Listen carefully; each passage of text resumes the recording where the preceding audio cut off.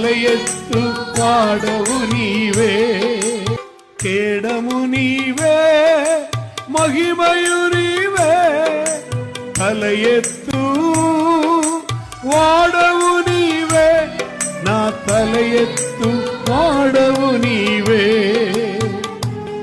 నా తల ఎత్తు వాడవు నీవే. ఈ రాజునికి ఉన్న ప్రత్యేకత, ఈ రాజు తన ఎదుట తన పిల్లలందరూ తల ఎత్తి నిలబడాలని ఆశిస్తున్న ఒక చక్రవర్తియే.